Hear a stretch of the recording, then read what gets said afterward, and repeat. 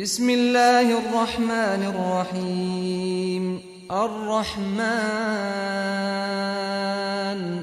علم القرآن خلق الإنسان علمه البيان الشمس والقمر بحسبان والنجم والشجر يسجدان والسماء رفعها ووضع الميزان ألا تطغوا في الميزان وأقيموا الوزن بالقسط ولا تخسروا الميزان والأرض وضعها للأنام فيها فاكهة والنخل ذات الأكمام والحب ذو العصف والريحان فبأي آلاء ربكما تكذبان خلق الإنسان من صلصال كالفخار وخلق الجان من مارج من نار فبأي آلاء ربكما تكذبان رب المشرقين ورب المغربين فبأي آلاء ربكما تكذبان مرج البحرين يلتقيان بينهما برزخ لا يبغيان فبأي آلاء ربكما تكذبان يخرج منهما اللؤلؤ والمرجان فبأي آلاء ربكما تكذبان وله الجوار المنشآت في البحر كالأعلام فبأي آلاء ربكما تكذبان كل من عليها فان ويبقى وجه ربك ذو الجلال والإكرام فبأي آلاء ربكما تكذبان يسأله من في السماوات والأرض كل يوم هو في شأن فبأي آلاء ربكما تكذبان سنفرغ لكم أيها الثقلان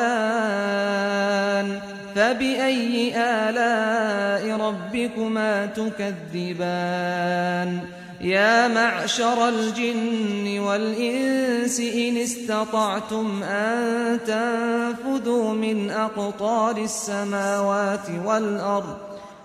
إن استطعتم أن تنفذوا من أقطار السماوات والأرض فانفذوا لا تنفذون إلا بسلطان فبأي آلاء ربكما تكذبان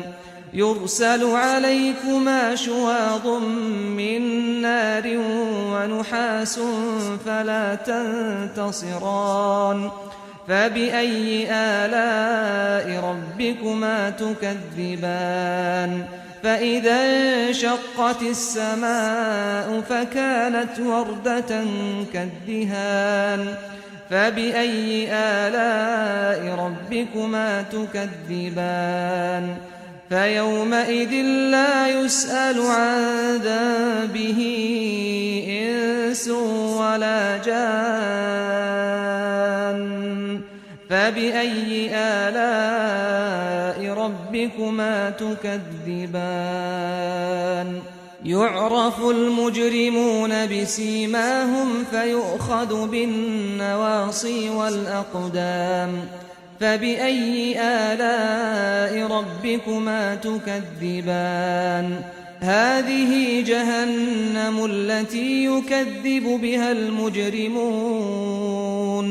يطوفون بينها وبين حميم آن فبأي آلاء ربكما تكذبان ولمن خاف مقام ربه جنتان فبأي آلاء ربكما تكذبان ذواتا أفنان فبأي آلاء ربكما تكذبان فيهما عينان تجريان فبأي آلاء ربكما تكذبان فيهما من كل فاكهة زوجان فبأي آلاء ربكما تكذبان متكئين على فرش بطائنها من استبرق وجنى الجنتين دان فبأي آلاء ربكما تكذبان فيهن قاصرات الطرف لم يطمثهن إنس قبلهم ولا جان فبأي آلاء ربكما تكذبان كأنهن الياقوت والمرجان فبأي آلاء ربكما تكذبان هل جزاء الإحسان إلا الإحسان فبأي آلاء ربكما تكذبان ومن دونهما جنتان فبأي آلاء ربكما تكذبان مدهامتان فبأي آلاء ربكما تكذبان فيهما عينان نضاختان فبأي آلاء ربكما تكذبان فيهما فاكهة ونخل